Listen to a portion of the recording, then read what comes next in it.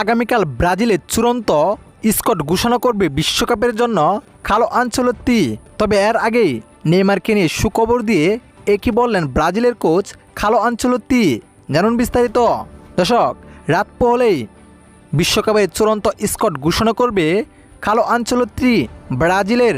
তবে এখনও নিশ্চিত নয় নেইমার কি থাকছেন বিশ্বকাপে।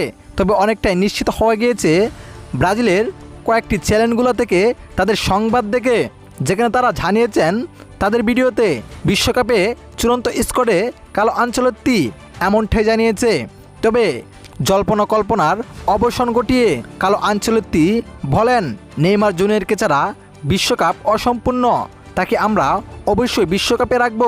তিনি যথেষ্ট পরিমাণ ফিট রয়েছেন। আমরা আগামীকাল বিশ্বকাপের চূড়ান্ত স্কোয়াড ঘোষণা করব। সেই স্কোয়াডের তালিকায় নেইমারের নাম অবশ্যই থাকবে। দর্শক, আপনার কাছে কি মনে হয় আগামীকালকের স্কোয়াডে কি নেইমার জুনিয়রকে রাখবে কার্লো আনচেলত্তি? জানিয়ে দিবেন আপনার মতামত এই ভিডিওর কমেন্ট বক্সে। এতক্ষণ আমাদের সাথে থাকার জন্য সকলকে ধন্যবাদ।